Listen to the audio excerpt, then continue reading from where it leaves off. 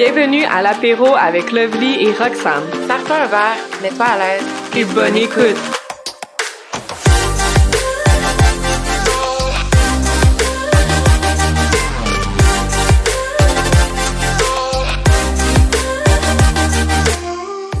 Hello, hello! Bon mercredi tout le monde!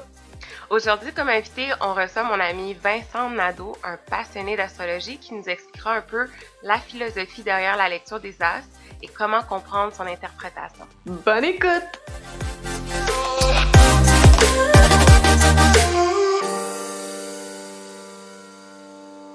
Salut Vincent! Bienvenue à l'apéro. Donc nous, on avait envie de parler avec toi d'astrologie parce que c'est un sujet qui touche pratiquement tout le monde puis qui pique quand même la curiosité de beaucoup de gens. J'ai pensé à toi pour venir nous en parler parce que la première fois que je t'ai rencontré, j'étais vraiment impressionnée par toute la connaissance que tu as sur le sujet. Puis aussi, j'aimais vraiment comment tu le verbalises, comment t'en parles. Tout d'abord, pour les gens qui te connaissent pas encore, peux-tu nous en dire un peu plus sur toi? Bonsoir Lovely, bonsoir Roxane. Oui, moi personnellement, je m'appelle Vincent, puis j'ai 30 ans, je pèse 150 livres, je mesure 5 pieds 10. Et oui, en effet, je suis un fan d'astrologie. Je peux même m'autoproclamer astrologue dû à mon expérience personnelle. J'ai vu des centaines, si pas des milliers de cartes du ciel et j'ai pu entendre les problèmes de tellement de gens dans ma vie à propos de leurs propres problèmes personnels. Les gens cherchent beaucoup de réponses et me parlent beaucoup. Alors oui, j'ai commencé au cégep en fait à apprécier l'astrologie. J'avais personnellement un besoin de recherche identitaire et aussi de recherche existentielle. Puis étrangement, c'est l'astrologie qui me donnait le plus de réponses concrètes en le moins de temps possible. Et je partageais ça beaucoup avec un de mes amis qui s'appelait Jérémy. Son père était fan d'astrologie, puis il y a une quantité absolument faramineuse de livres chez lui. Et Jérémy a commencé à lire ceux-ci par lui-même, par conviction existentielle. Et par la suite, je suis un petit peu devenu son apprenti. Plus de 12 ans plus tard, nous voici. Et lui et moi, nous partageons encore cette passion et nous avons fait quelques événements dans les dernières années. Nous essayons de propager l'idée de l'astrologie chez les autres et non pas seulement l'astrologie, mais ce qu'on peut considérer comme étant l'astrologie traditionnelle ou l'astrologie un petit peu plus véritable. On essaie d'apporter une approche plus scientifique et plus sérieuse que celle promue genre normalement dans les horoscopes. OK. Puis toi, personnellement, est-ce que tu as comme des passions? Il y a l'astrologie vraiment que t'as appris ou en tout cas, tu as eu plus de connaissances avec ton ami Jérémy. T'as-tu aussi d'autres passions autres que l'astrologie? C'est quoi tes loisirs? Qu'est-ce que tu fais pendant ton temps libre? En fait, c'est vraiment, je suis comme intriguée de savoir. Je suis quand même quelqu'un avec beaucoup de passion, hein. J'aime beaucoup l'art, la musique. Aussi, j'ai un gros bagage en sciences. C'est pour ça que genre j'aime beaucoup penser ma vie OK, dans cette nice. fonction-là. Mais oui, je te dirais que l'astrologie, oui, c'est une passion, mais c'est une passion qui rejoint toutes les autres passions. C'est un petit peu écrit dans les astres que j'aime la musique d'un certain point de vue. Mais oui, j'ai un pouvoir de création très fort, puis c'est mon essence même. Sans ceci, je ne serais rien. Et oui, je dirais que la musique, c'est la forme artistique que je pratique le plus. J'ai pratiqué d'autres formes d'art aussi dans ma vie. J'essaie de plus me concentrer sur une seule chose. Des fois, quand on met notre tête partout, c'est là qu'on se perd. Et je crois que c'est le défaut principal des artistes, dans le sens que d'amener un projet à terme, c'est quelque chose de différent que d'être capable d'être passionné par celui-ci ou genre d'avoir un intérêt. J'avais vu quelqu'un pendant une entrevue qui disait que les artistes étaient un petit peu comme des vampires, dans le sens où tu viens chercher un petit peu tout de ton quotidien, des gens que tu connais, puis tu ramènes ça à toi-même et à ton point de vue. Oui, genre, je crois que l'artiste se doit d'un certain travail objectif, mais je crois que c'est surtout une explication de lui-même, genre, ou de ses querelles personnelles, OK. genre, à un moment donné. Donc, en tant qu'artiste, quand tu réécoutes une chanson, quand tu réécoutes ou tu revois une peinture plusieurs années après, tu n'as pas nécessairement l'impression que c'est toi-même. Puis moi, personnellement, pour avoir joué de la musique, pour avoir enregistré certaines choses, le fait d'avoir à les réécouter plus tard, ça apporte vraiment un autre point de vue. Puis tu n'as plus l'impression d'entendre ta propre voix. T'as en fait l'impression d'entendre quelqu'un déjà plus jeune, mais qui est différent, qui a plus le même bagage, en fait. C'est comme si le temps s'arrêtait et que le fait de donner une musique qui peut dater des années 50, c'est comme si le temps était figé à ce moment-là. Puis c'est ce qui est magnifique à propos de l'art, c'est que tu es capable encore aujourd'hui de t'identifier. Il y a des concepts de l'amour, tout comme l'astrologie, en fait, qui remontent à plus loin que la Grèce antique ou même au niveau des Sumériens. Tu sais, la réalité d'un être humain ne dépend pas nécessairement de la conception de la civilisation puis des intérêts sociaux qu'on vit présentement, mais est quand même dépendant d'intérêts sociaux. Je sais pas. Est-ce que d'écouter de la musique des années 80 me fait sentir dans les Ouais, années c'est ça. 80? Peut-être. Je les ai pas vécus. C'est drôle qu'on aborde ça parce que c'est tout de même quelque chose que les astrologues doivent vivre dans la réalité. C'est que dans le sens que certaines planètes ou certains astres prennent des années avant de se déplacer d'un signe à un autre, on peut considérer qu'un astrologue en tant que tel ne vivra jamais toutes les possibilités astrales que l'univers genre promouvoit. Donc, il n'est pas nécessairement apte à être capable de les évaluer complètement ou aussi précisément qu'il le voudrait en fait. On peut tout dire, quand on pense à astrologie, on va tout penser à « Ah, mon signe astrologique, c'est telle affaire ». Mais l'astrologie va beaucoup plus loin que ça, que juste un signe astrologique. Est-ce que tu pourrais nous expliquer un peu dans tes mots qu'est-ce que c'est l'astrologie? Oui, avec plaisir. En fait, l'astrologie, c'est une science d'interprétation ancestrale. Ça date il y a 6000 ans. En fait, les premiers vestiges de l'astrologie datent du premier quart de la civilisation, en fait, datent même des Sumériens. Les Babyloniens l'ont beaucoup amélioré, mais normalement, ce qu'on décrit comme étant les symboliques modernes datent principalement de la Grèce antique. Pourquoi on dit science d'interprétation? C'est parce que avant les conceptions de Galilée ou autres au niveau de l'astronomie, l'astrologie et l'astronomie étaient la même chose. Il n'y avait pas d'intérêt à savoir où étaient placées les planètes, s'il n'y avait pas un intérêt par rapport à ce qu'on pouvait en considérer dans le moment présent ou chez les gens qui vivaient sur Terre ou qui analysaient ces placements-là. C'est sûr qu'aujourd'hui, c'est beaucoup plus facile pour être capable d'observer les planètes dans le sens que moi, je peux aller sur un site internet puis j'ai un générateur de cartes, c'est que j'ai juste à écrire un temps, un moment, puis je vais avoir ce qu'on appelle une carte du ciel. C'est soit un peu une photo de où sont placés les astres autour de la Terre, dans quel signe ils sont. Parce qu'en gros, ben, les signes sont considérés comme étant des énergies extérieures qui sont très lointaines. Les signes sont pas si importants que ça. Ils sont surtout un outil pour être capable de catégoriser et d'être capable de comparer. Ce qui fait de l'outil de la carte du ciel quelque chose de très pertinent. Puis le but de l'astrologie, c'est en fait d'être capable de tout décrire. C'est d'un certain absolutisme. Tu peux faire l'astrologie d'une roche si tu veux. Je Tu savais peux pas checker ça. son horoscope d'une roche. Comment tu pourrais faire l'astrologie d'une roche? T'es né quand? Ben, c'est exactement ça. C'est que là, la conception de la naissance est très ambiguë, là, ou de la création. Un gros travail de l'astrologue, c'est d'être capable d'évaluer, genre, précisément à quel moment il veut évaluer les astres, les énergies par rapport à ce même événement. Mais il est possible de faire justement de l'astrologie événementielle ou certains trucs. C'est sûr que quand on prend une roche, c'est particulier parce que c'est pas concevable, nous, en tant qu'êtres vivants, je crois, de considérer c'est quoi le cycle de vie, genre, ou en fait, de non-vie d'une roche. Mais oui, on pourrait considérer, mettons, que si on prend le signe du scorpion, par exemple, qui est un signe de transformation, si une roche se retrouverait avec beaucoup de placements en scorpion lors de sa création, on pourrait considérer que sûrement que cette roche-là va être éventuellement utilisée pour être changée, puis ça pourrait être plus dans un cadre de décomposition ou des choses qui sont relatives au signe du scorpion. Donc, dans le fond, on donne la description à ce qu'un scorpion, les caractéristiques d'un scorpion. On pourrait donner ça sur un élément non vivant, dans le fond, pas sur un être humain, c'est ça? Oui. Cependant, il est considéré dans l'astrologie que les concepts de création des vivants sont plus pertinents à analyser, puis vu qu'ils sont plus proches de nous-mêmes, c'est plus dans notre capacité d'être capable de le faire, parce qu'autrement, on n'est pas assez conscient nécessairement pour être capable d'évaluer ce qu'une roche.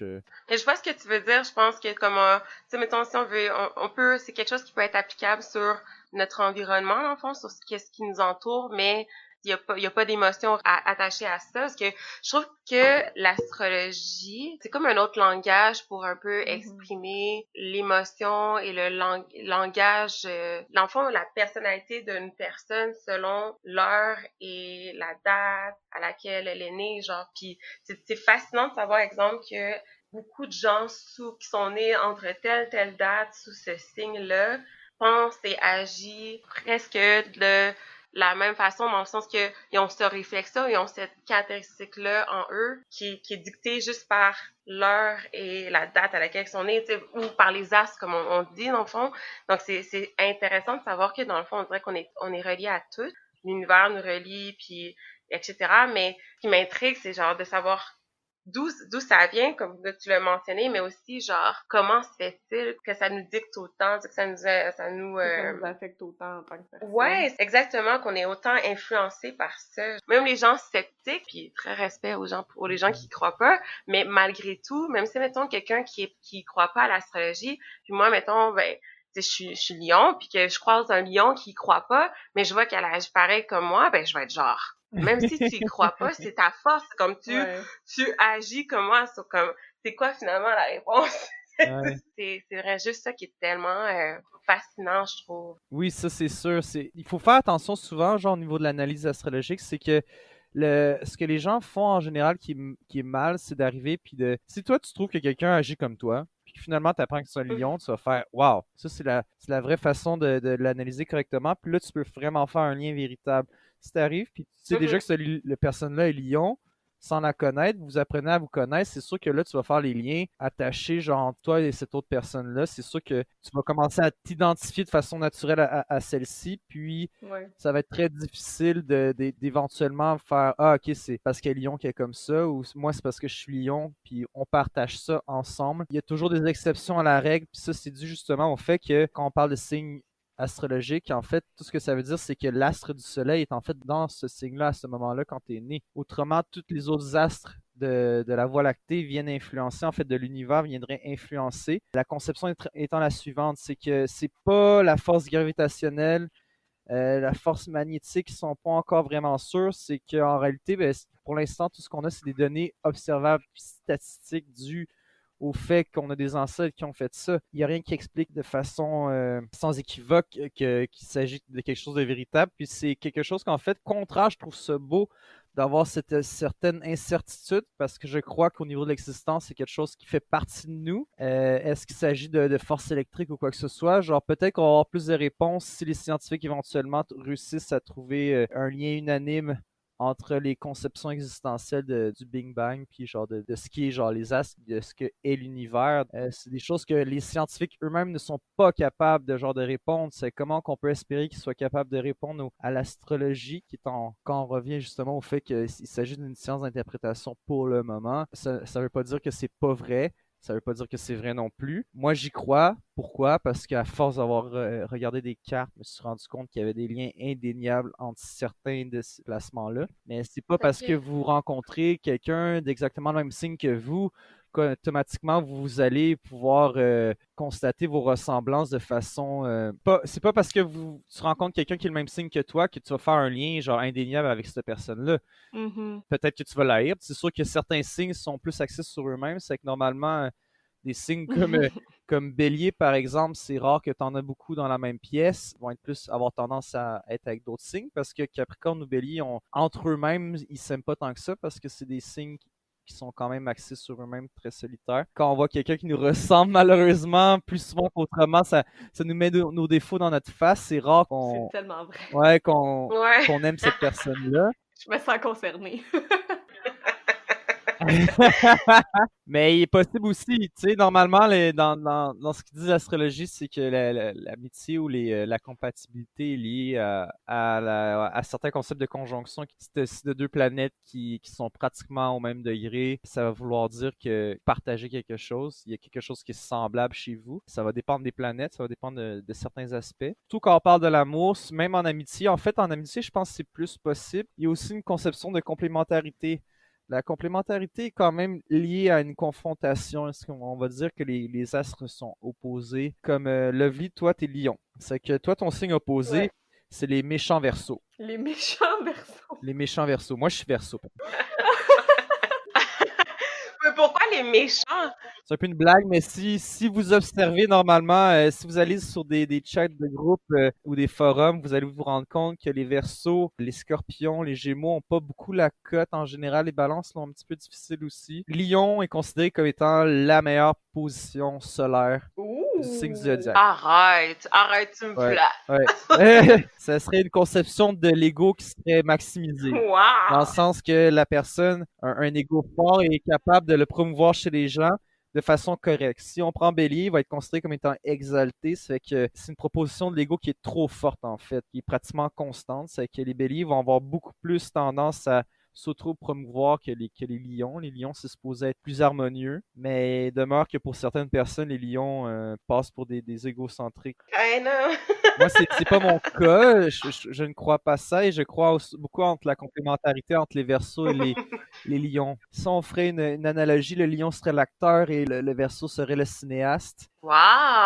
Ouais. La conception justement de la complémentarité, c'est le fait que les deux signes sont très différents. C'est que si on prend le lion qui aurait un ego fort et que je précise non démesuré, le Verseau, lui, aurait un manque d'ego par rapport à ça parce qu'il serait opposé à ça. C'est pourquoi certains Verseaux ont tendance à utiliser certaines facettes de l'originalité pour être capables de s'identifier eux-mêmes. Les Verseaux sont considérés comme étant des weirdos, des outcasts, des marginaux. Est-ce que tu es en train de dire que t'es Euh, bizarre? Non, en fait, oui, je considère que je suis bizarre, mais je considère que tout le monde est un petit peu bizarre à sa façon d'être. Mais les lions ont moins de chances d'être bizarres. Non, non, on est fuckés. On fait juste paraître. On est juste des acteurs, comme tu l'as dit. On acte normal. On est tous fuckés à notre façon. Mais si on continue dans la conception de l'opposition, justement, puis du fait qu'on serait comme opposés, toi et moi, on pourrait considérer comme, par exemple, que si toi, l'amour, c'est lion. Le jeu, c'est ouais. lion aussi. Ils vont considérer que l'enfant, c'est lion. Le père est lion. Mais voyons. Oui, C'est c'est lion. vraiment fort, là, le lion. Là. Pour finir, en gros, il n'y a pas juste le lion ou le verseau qui sont opposés. En fait, tous les signes ont leur opposition. Si on prend poisson, ça va être vierge. Si on prend capricorne, par exemple, ça va être cancer. Le capricorne est normalement un signe de travail et de carrière. Si on prend le signe du cancer, ça va être un signe de famille, un signe plus maternel. Tout dépendamment des capricornes, quand on parle de signe lunaire, ça veut dire que sa lune est en capricorne ou quoi que ce soit, c'est souvent significatif d'une mauvaise attention ou d'une attention difficile au niveau maternel, tout dépendamment de la mère ou tout dépendamment de la position lunaire. Mais tu sais, leurs signes ont leur opposition. C'est que si on prend Gémeaux, ça va être Sagittaire. Est-ce que c'est quelque chose qu'on doit rechercher en amour ou dans les relations? Pas nécessairement. Si je dis que moi je suis Verseau, ça veut pas dire que je dégage nécessairement principalement de l'énergie Verseau. Au contraire, je crois qu'il faudrait aborder la conception de l'ascendant pour être capable de véritablement genre mettre une information plus véridique à ce niveau-là. C'est pour ça que c'est important de regarder une carte du ciel complète et non pas seulement de se fier à quelque chose aussi simple que le signe solaire, genre de ton signe astrologique. Ouais, parce qu'il y a quand même des gens, tu sais, qui se basent beaucoup là-dessus, tu sais, qui vont dire « Ah, ben moi, mon signe, c'est ça, mais là, lui, c'est ça, fait que ça marchera pas. » Mais, tu sais, faut laisser plus de chances que ça. Comme tu dis, faut se baser sur tellement plus de choses que juste t'es né quel Ouais. mois. Oui, vraiment, mais c'est sûr qu'il y a beaucoup de gens qui font juste utiliser l'astrologie pour justifier en fait certaines de leurs décisions, de s'auto-victimiser ou d'haïr leur ex, ou de faire une tentative en fait de ne pas répéter leurs erreurs précédentes en choisissant un partenaire qui n'aurait pas les mêmes placements exactement. Ne pas oublier que le signe solaire est toujours important tout de même. Normalement, si on prend les planètes, le Soleil et la Lune, le Soleil est en fait le milieu de notre système solaire, donc la Voie lactée. Il est l'astre le plus gros et l'astre le plus chaud. C'est un luminaire, une conception astrologique qui apporte beaucoup de popularité normalement. Donc le Soleil est toujours important dans une carte. C'est pour ça qu'on est capable de faire des liens aussi forts entre juste cette espèce de conception-là de signe astrologie de base. Si on prend la Lune, est excessivement importante dû à sa proximité, parce qu'il s'agit d'un petit astre, mais c'est juste à côté de la Terre. Puis dans le fond, plus les planètes sont proches de la Terre, plus on peut considérer qu'ils ont une influence directe sur le comportement de la personne.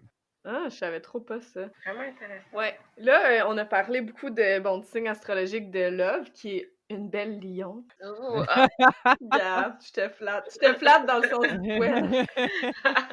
En fait, les lions, ils aiment ça se faire flatter, peu importe le sens. Parlez-en bien, parlez-en mal, parlez-en. Ouh. La fille est une attention whore, flattez-la quelqu'un. Donc, mais on n'a pas parlé de mon signe astrologique qui est un secret. Donc, je sais pas si c'est le genre de questions que tu te fais poser souvent ou si c'est le genre de questions qui gossent les astrologues, là, mais est-ce qu'en quelques questions, t'es pas mal capable d'avoir une idée du signe astrologique d'une personne? C'est drôle que tu dis ça parce qu'en fait, tu résumes une de mes activités préférées pendant mes parties d'université. C'était d'essayer de deviner les signes des gens qui ont de l'alcool. Puis je dirais qu'il y a beaucoup d'instincts. Est-ce que les questions, oui, les questions peuvent aider, mais c'est pas suffisant. Les gens, ils font beaucoup un lien entre l'astrologie puis leur personnalité. Personnellement, je trouve que les traits physiques sont plus révélateurs que la personnalité d'une personne parce que je crois que les gens sont de nature hypocrite envers eux-mêmes, c'est qu'ils sont encore plus envers les autres. Et je crois que tout comme le travail d'un psychologue qui est d'essayer de deviner c'est quoi, pas de deviner, mais d'essayer de comprendre la problématique de quelqu'un, pour Ouais. ce faire, elle doit passer par certains moyens qui viennent défier un petit peu la compréhension, genre l'attention du patient. Dans le cadre de l'astrologie, je considère que c'est la même chose. Quand tu vas venir à leur poser des questions à propos d'eux-mêmes, ils vont pas mentir, mais ils vont cacher des choses. C'est une perception un peu biaisée qu'on a de Exactement. nous-mêmes aussi, Ouais. là, donc... C'est beaucoup de problèmes d'identité en général. C'est souvent ce que les gens vont rechercher dans l'astrologie, c'est un moyen de s'identifier. Mais oui, si je pourrais te poser quelques questions et peut-être que je pourrais deviner ton signe par ça. J'aime beaucoup poser des questions comparatives parce que c'est ce qui fait en sorte que tu es capable de prendre un élément plutôt qu'un autre. OK. Compare aux autres, est-ce que tu te considères émotif? Oui, je me considère émotive. Est-ce que je suis la personne qui va le montrer le plus? Non. Mais ouais, j'aime bien ça pleurer devant des films pis tout, là. C'est mon passe-temps préféré. J'aime vraiment ça. Ça fait du bien une fois de temps en temps de pleurer. Est-ce que je pleure devant les autres? Non. Ma deuxième question, ce serait ça. Comment tu décriverais ta prise de décision en général? Oh! C'est vraiment une bonne question. Tu me prends au dépourvu. Je suis pas tant quelqu'un qui va être vraiment impulsive, dans le sens que je pense que je prends quand même, tu sais, je dis pas que je prends toujours les bonnes décisions, mais dans ma tête, au moment où je la prends, je me dis que c'est une décision qui est quand même réfléchie. Je prends le poids de toutes les options, puis dans ma tête, ça va être ça qui fait le plus de sens. Après, je dis pas que j'ai toujours raison, vraiment pas, mais je sais pas si ça Oui. répond à ta question. Est-ce que tu considères que tu es plus carriériste ou plus familial comme personne? Carriériste. J'ai-tu le droit à une autre question? Non! Vas-y! Je me sens comme dans une entrevue, mais dans une entrevue vraiment plus, genre, émotionnelle. Ouais, j'aime ça, là, genre, ils mangent juste mon popcorn, genre. Ma dernière question, en fait, ce serait quoi les signes de tes ex? J'en ai aucune idée. Ça fait genre 11 ans là, que j'étais avec la Ah, même pour vrai? personne. Ok, mais t'as un petit peu répondu à ma question par rapport à ça. Ah, OK! Wow! C'est une question Ben piège! ouais, c'est ça. Ça a donné comme ça, c'est toi qui t'es auto-piégé. C'est comme si j'avais mis un piège à Chicoutimi, puis tu t'es rendu jusque-là pour te pogner dedans. T'es endormi au volant. Je me suis fait avoir. Donc, roulement de Roulement de tambour. tambour. C'est sûr que personnellement, je trouve qu'il y a quoi de particulier par rapport. T'as l'air d'être quelqu'un de très patient en général. C'est sûr que l'aspect carrière, quoi que ce soit, peut rappeler un signe de terre en général, surtout par rapport aux allusions familiales. Cependant, les signes de terre sont considérés comme étant non émotifs. Ça va dépendre des paramètres de cause. C'est sûr que si tu me dis que tu pleures devant des films, c'est pas quelque chose qui est significatif parce que tant qu'à moi, tout le monde peut pleurer devant un film. Ça ne fait pas de toi quelqu'un d'émotif nécessairement. Mais cependant, des fois, t'as certains signes d'eau qui peuvent avoir ce même genre de pensée-là. C'est que c'est excessivement difficile de faire ça, mais si personnellement j'avais un choix à faire, je dirais un signe cardinal, c'est avec ce serait normalement Balance, Capricorne, Bélier. Sûrement plus. Je trouve que Balance et Capricorne sont excessivement patients comparativement aux autres signes. C'est que j'irais pour quelque chose comme ça. Surtout au niveau du couple. Vu que tu t'es en relation depuis 12 ans, tu es quelqu'un qui sait faire la part des choses, qui sait considérer puis qui a une vision à long terme de la vie. Tellement, ça c'est vrai. Que j'irais pour soit Balance ou Capricorne en général. Dans le mille! Mais comment tu ferais, mettons, là, quelqu'un veut vraiment que tu valides son signe, comment tu ferais pour vraiment trancher? Quelle autre question, exemple, que tu aurais posée pour t'arrêter un choix? Ou ça peut ne pas être une question, mais juste quelque chose que tu as Ouais. remarqué parce qu'on s'est parlé, bon, un peu avant l'enregistrement. Tu sais, ça peut être quelque chose que tu as marqué outre les questions que tu me poses, dans le fond, là. J'avais déjà pensé une suite de questions qui t'amènerait directement à ton signe de façon indéniable. Pour l'instant, je pense que ça n'existe pas. Je crois que ce serait excessivement difficile à faire. Je suis sûre qu'il y a des gens qui, eux, ils s'attendent à ce que, ben là, si t'es un astrologue, tu dois connaître ton affaire par cœur. Fait qu'on dirait que c'est comme aller voir une voyante, tu sais, ils s'attendent à ce que, genre, d'emblée, t'aies la bonne réponse, puis que Ouais. c'est comme tu devines en moi, genre, qui je suis. Tu comprends? Fait que je trouve ça nice que tu valides que ça peut pas, comme, être fait comme ça de même. Faut plus de détails. Ouais, mais c'est pas un travail de médium, en fait, c'est un travail vraiment d'analyse, que moi, du moins, je le fais, là, c'est pas par instinct. Ben oui, il y a beaucoup d'instinct, là, quelqu'un qui est capable de deviner les signes des gens, il y a un instinct au niveau de, on dirait que tu ressens quelque chose d'une personne, c'est plus facile de l'être en contact direct. C'est pas un travail que je considère être nécessairement astrologique. Il y a des gens que j'ai jamais été capable de deviner, puis j'ai passé, c'était mon dernier choix, là, puis cette personne-là, elle se retrouvait à être balance, puis j'étais comme, oh shit, j'ai jamais nommé le signe. C'est difficile parce qu'en réalité, cette personne-là, c'est juste son signe solaire, elle sait pas les autres facettes de son signe, puis d'être capable de voir chez quelqu'un qu'elle a du Sagittaire en elle, c'est quelque chose de faisable et de relativement facile, mais de savoir que c'est Mars qu'elle a en Sagittaire, c'est un effort supplémentaire, puis c'est quelque chose que je crois que peu d'astrologues sont capables de faire aujourd'hui. Puis je considère que cette facette-là de l'astrologie, c'est plus pour s'amuser qu'en fait un besoin pour se considérer astrologue, parce qu'il y a personne qui est capable de le faire à 100%, du moins que j'ai rencontré, là. Je peux te confirmer que tu as quand même raison. Je suis bel et bien Capricorne. Les Capricornes, ils aiment beaucoup. C'est drôle, c'est une drôle de passion, je trouve, le Capricorne, parce que sont très très patients. Ça veut pas dire que ça bouillonne pas à l'intérieur d'eux. Oh mon Dieu, c'est ça. Parce que quand tu disais patiente, en fait, je pense que je suis patiente avec les gens que j'aime, mais je suis zéro patiente dans la vie en général. Là. Mettons là, qu'il y a quelqu'un qui prend trop de temps à Ouais. faire quelque chose devant moi, puis que ça me bloque là, en dedans de moi. Là. C'est comme la fin du monde, tu sais. C'est le signe de la tactique. Ça fait que quand c'est pas efficace, ça dérange vraiment beaucoup le Capricorne. Les paroles pour rien, c'est quelque chose Ouais. qui est difficile à accepter. Oui, il y a de la patience, c'est juste que c'est ça. Si c'est de la patience pour rien, c'est difficile parce qu'il y a une conception du temps et de l'argent. C'est un signe qui est assez axé sur sa sécurité personnelle. Puis normalement, la planète qui est représentante de ce signe-là, c'est Saturne. Et cette année, tu dois vivre une année de merde. Ben, je pense que tout le monde vit une année de merde, par exemple.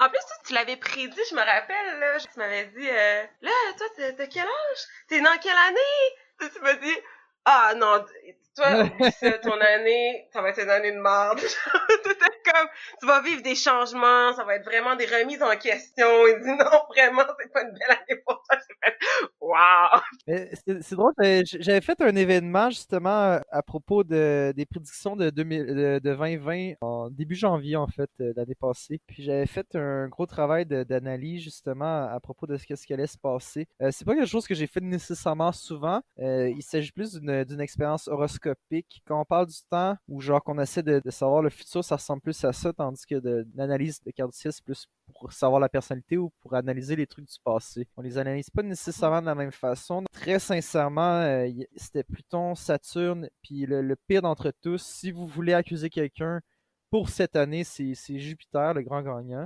Félicitations, Jupiter. Mais moi, c'est de façon personnelle. Jupiter, en fait, change à chaque année. C'est que normalement, on peut considérer que quand Jupiter est en Capricorne, c'est sa pire position. Pourquoi? Parce que Jupiter, ça représente le voyage et l'expansion, l'afflux aussi. Les gens qui sont jupitériens consomment beaucoup, sont dans certaines conceptions de l'extrême.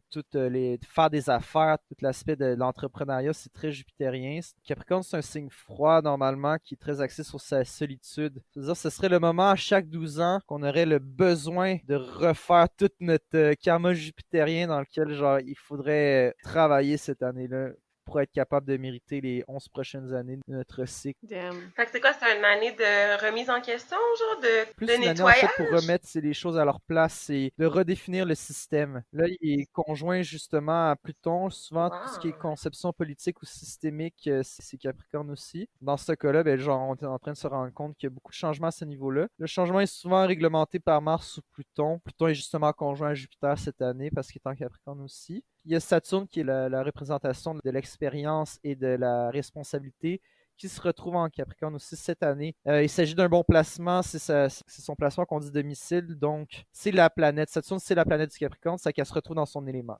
Pourquoi? Parce que les responsabilités, ben, il y a personne qui est meilleur que Capricorne pour réussir à gérer ça. C'est pour ça que souvent, c'est des gens qui vont être vus avant leur âge, on va leur donner des responsabilités quand ils sont jeunes, de gens qui sont plus vieux. Puis ça, c'est très pertinent. C'est des gens qui sont capables de considérer les choses à travers le temps. Tu sais, tu dis souvent que, bon, cette planète-là est conjointe à telle planète. Qu'est-ce que ça veut dire Conjoint, exactement? c'est qu'ils vont être pratiquement au même degré dans le même signe. Ça a des significatifs au niveau de l'astrologie.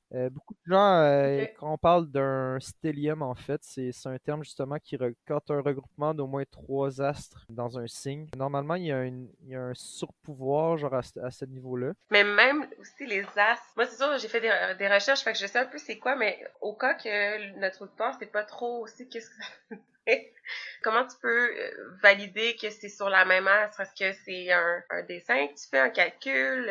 C'est super compliqué, mais c'est super simple pour nous, jeunes personnes d'aujourd'hui. Tu peux aller sur des sites internet, puis eux, Ok. ils vont générer des cartes du ciel. Puis là, tu vas pouvoir clairement le voir, les degrés des planètes. Il y a des programmes, en fait, qui ont analysé puis qui ont pris en considération les révolutions de toutes les planètes. Donc, tu es donc capable de savoir exactement, même en 1210, où qui a été placé Jupiter en 1210. Tu es capable de faire ça sur Internet très facilement. C'est leur position dans le ciel. Dans le temps, ouais, dans le ciel, selon le temps, genre. Aujourd'hui, je regarde une carte du ciel, puis je sais que la personne est vivante. Je suis pratiquement capable de deviner son âge de façon automatique sans voir l'heure ou quoi que ce soit, juste en voyant les placements. Parce que si on prend l'âge de nos parents, par exemple, ils ont normalement Pluton, c'est la planète qui, ben, on sait pas si c'est une planète ou pas, là, mais cet astre, en fait, est celui qui bouge le plus lentement et qui est tout de même évalué, genre dans les cartes du ciel, c'est qui est souvent plus générateur d'un concept de société qui est nécessairement pertinent dans la personnalité de quelqu'un. Comme vous et moi, je sais qu'on a Pluton en Scorpion. Si je vois quelqu'un qui a un Pluton en Vierge, je sais qu'il a une certaine âge qui est plus vieux, qui a probablement au moins 50 ans ou plus, je crois. Si c'est en balance, c'est Ok. entre nous et eux. Puis si tu prends Jupiter qui change à chaque année, mais tu es capable d'avoir l'année précise de quelqu'un. Excuse-moi, tu sais, j'ai coupé la question en deux quand tu dis astre. J'étais comme, mais c'est quoi ça, justement? Mais t'avais terminé d'expliquer aussi la question par rapport à c'est quoi les aliments. Oui, mais c'est ça, mais c'est que en gros, il y a plusieurs façons de savoir si les planètes fit une avec l'autre. Puis c'est comme ça qu'on est capable d'évaluer si quelqu'un est en fait balancé ou pas, ou si elle a des conflits intérieurs ou pas. Tout le monde en a, là, on va pas se nier ça. Il y en a que c'est pire que d'autres. Il y en a pour qui les as ont été moins généreux. C'est pas une raison de se victimiser. Tout le monde est capable de faire quelque chose avec sa carte. Si on parle même de maladies chroniques, on peut avoir des idées d'évaluation par rapport à ça. Puis si on prend la conception de la conjonction, normalement, c'est que deux planètes sont tellement rapprochées selon l'analyse terrestre, selon notre point de vue, qu'ils vont s'influencer une et l'autre. Sinon, on peut dire qu'ils peuvent être carrés, que s'ils sont carrés, ils vont pas s'entendre ensemble, c'est parce qu'il y a une angularité de 90 degrés une par rapport à l'autre. Je sais que c'est très difficile, c'est peu pertinent de parler de ça en ce moment parce qu'on n'a pas une carte du ciel devant nous, on peut pas voir ça, c'est quelque chose d'un petit peu avancé, mais juste comprendre qu'il y a certains trucs pour faire en sorte de savoir, genre, s'il y a une confrontation entre deux astres dans une carte du ciel ou pas, ou si les deux, en fait, marchent main dans la main. C'est ça le travail de l'astrologue, en fait. Puis, question, comment ça marche les moon phases? C'est souvent les gens disent, ils sont comme, oh mon Dieu, on s'en va vers une moon phase, ou comme s'il y a une pleine lune ce soir, mais c'est quoi, pourquoi la lune, elle nous affecte autant? Il y a beaucoup de gens qui essaient d'expliquer l'astrologie par rapport au fait que la Lune, par exemple, genre, sa pression gravitationnelle autour de la Terre, genre, peut carrément modifier les marées. Fait qu'ils disent, une personne avec 90% d'eau, normalement, tu devrais être influencé par la Lune. Est-ce que c'est nécessairement ça? Je crois que non. Je crois que l'explication est très de base. Mais oui, on est très influencé par la Lune. La Lune représente beaucoup l'émotivité. Quand on parle de pleine Lune, ça veut dire que au niveau astrologique, la Lune va être opposée au Soleil. Quand on parle d'opposition, on parle justement d'un conflit. Ça voudrait dire que comme si quand c'est la pleine Lune, les gens vont se retrouver dans un cadre du fait que l'émotion et leur volonté ne seront pas dans le même sens. Ils vont être opposés. C'est pour ça que normalement, la nuit de pleine lune, les gens, ils vont jamais faire quelque chose qui est pour eux. En fait, ils vont juste essayer de s'exploser. Ils vont essayer de vivre quelque chose qui est différent de façon naturelle. Quand on parle de phase lunaire, il y a beaucoup de gens qui aiment essayer de se joindre justement à cette révolution-là lunaire pour être capable en fait de justifier leurs actions ou leur ressenti parce qu'on sait que la lune influence beaucoup l'émotivité. Il y en a qui sont plus influencés que d'autres selon justement leur position lunaire. Moi personnellement j'ai la lune en poisson, c'est mon astre le plus important et oui je suis excessivement genre influencé par les placements lunaires de façon personnelle. Je fais pas une analyse quotidienne à propos de ça, mais en gros la lune a fait le tour de la Terre entre 28 et 30 jours. Il aime beaucoup le définir comme étant des cadrans, c'est-à-dire il divise cette section-là en 4. Ça veut dire qu'en 30-28 jours, tu vas avoir au moins une nouvelle lune, une pleine lune un croissant, puis la Lune va avoir fait toutes ses phases en 30 jours, donc une semaine chaque. Qu'est-ce que la pleine Lune? C'est quand le Soleil est opposé à la Lune. C'est pour ça qu'on la voit complètement, parce que dans le fond, vu qu'ils sont opposés, la lumière qui émane du Soleil se retrouve à être réfléchie sur la Lune, et c'est pour ça qu'on la voit en sa totalité, parce qu'en fait, elle est complètement opposée à celui-ci, puis l'angle des rayons de soleil viennent refléter exactement sur nous. C'est pour ça qu'il s'agit d'une pleine lune. Quand on parle de la nouvelle lune, c'est beaucoup ça que les gens y parlent. En fait, en ce moment, on est rendu en scorpion. Ok? C'est-à-dire, la prochaine pleine lune, la lune va se retrouver où? Elle va se retrouver dans son signe opposé. C'est-à-dire, elle va se retrouver en taureau. La lune en taureau, c'est une excellente position. C'est une position qui est considérée en exalté. Ce qui veut dire que la prochaine pleine lune, normalement, les gens devraient se sentir bien, devraient être contents. Cependant, si toi, de façon personnelle, ta lune est en lion, lion-taureau, ça ne fit pas. Ça veut dire que toi, ta pleine lune, elle va être difficile. Si tu as une lune en lion. Ta lune dans Lion, c'est la lune de ta carte à Mais toi, même c'est toi, ça? le soleil en ce moment est en scorpion. Toi, tu as un carré ton soleil, tu as certains aspects. Il faudrait checker la carte au complet, mais normalement, toi, tu vas être très émotive à la pleine lune parce que tu vas avoir la lune et le soleil qui vont être carrés ton soleil à toi. C'est-à-dire, ça risque d'être une pleine lune assez intense, là. Peut-être que tu dormiras pas, cette pleine lune. Damn! J'ai hâte. Si on prend la nouvelle lune, en fait, ce qu'on considère comme le commencement du cycle lunaire, c'est quand la lune, en fait, elle va être conjointe au soleil. Ça veut dire qu'elle va se retrouver dans le même signe. Ça veut dire la nouvelle lune, elle sera pas bonne cette année parce qu'en fait, vu que la lune est super bien positionnée en taureau, elle est excessivement mal positionnée en scorpion. Les scorpions ont beaucoup de problèmes avec leur émotivité en général. C'est pour ça que c'est considéré comme étant la pire position lunaire en scorpion. C'est que là, c'est ce mois-ci, à la nouvelle lune, quand la lune et le soleil en même temps vont être en scorpion, mais ça va être la pleine lune. Puis normalement, je dirais que c'est l'exception à la règle dans l'année, mais normalement, le moment de la nouvelle lune, c'est là que ton émotivité et ta volonté sont supposés être le plus fort ensemble, sont supposés être main dans la main. C'est que si c'est des bons placements, c'est que normalement, tu devrais commencer tes projets puis faire en sorte de faire, OK, aujourd'hui, je place tous mes trucs pour passer un bon mois pour penser à mes travails futurs. C'est ce que les gens font par rapport au placement genre lunaire. C'est particulier, mais je dirais que justement, dû au fait qu'ils sont pas nécessairement dans certains signes ou quoi que ce soit, puis que c'est difficile d'évaluer, genre toi personnellement, ton influence par rapport à l'astre de la Lune, je trouve pas ça si pertinent de fonder sa vie sur les phases lunaires. C'est bon à savoir parce que, tu sais, souvent, là, sur des sites de magazines, mettons, là, ils vont faire plein d'articles là, qui disent genre Ah, faites attention, c'est la pleine lune, telle affaire. Puis là, ils vont comme un peu dire, je vais pas dire qu'ils vont dire de la merde, mais tu sais, dans le sens que ils vont baser un article sur le fait que, bon, la lune, ça va être la pleine lune. Mais comme tu dis, ça dépend de tellement plus de choses Ouais. que ça, que je pense que c'est important, nous, en tant qu'être humain. On le voit, là, l'astrologie, c'est vraiment plus complexe que juste ça, donc il faut être capable de faire la part des choses et de pas non plus, comme tu disais au tout début, de se victimiser par rapport à ça. Ben là, j'ai lu telle affaire, donc ça veut dire que c'est pour ça que je peux agir comme ça. Oui. Puis, dans le fond, ma prochaine question, justement, c'était à savoir s'il y avait un rapport, dans le fond, si le soleil nous affectait aussi. Tu as un peu répondu à cette question-là en validant que on était un peu connectés puis que toute l'influence avec la lune, mais aussi le soleil a son rôle à jouer.